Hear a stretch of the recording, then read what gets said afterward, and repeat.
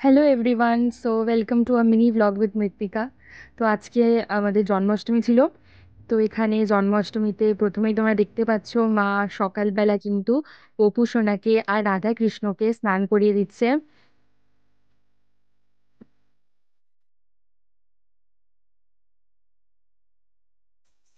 এখানে স্নান করানোর পর মা সুন্দরভাবে গোপু সোনাকে মুছিয়ে দিচ্ছে। তারপর এখানে তোমরা দেখতে পাচ্ছ বিভিন্ন রকমের আইটেম, যেটা মা সকাল থেকে উঠে নিজের হাতে রান্না করেছে। কি কি আছে সেগুলো মা তোমাদের এবার বলে দেবে।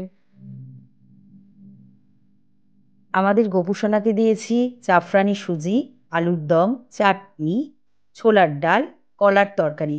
গোপুসোনার রাধা মাধবের ভীষণ প্রিয় কলার তরকারি।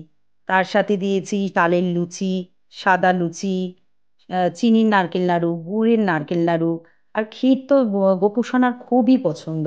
সাথে 7 রকম ভাজা, তালের বড়া, সাথে রয়েছে নারকেলের পুর ভরা পুলি পিঠে।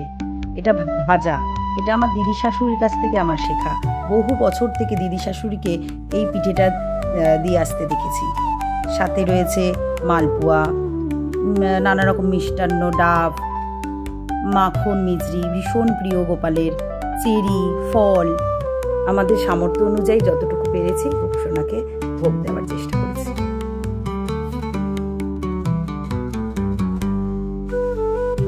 মায়ের কাছ থেকে শুনে নিলে গোপু সোনাকে কী কী দেওয়া হয়েছে। এবারে কিন্তু গোপু সোনাকে সুন্দরভাবে সাজানো হয়েছে। মাই সাজিয়েছে, অবশ্য আমি একটু হেল্প করেছি। তারপরে আমি কিন্তু গোপু সোনাকে এখানে দোল দিয়ে দিলাম।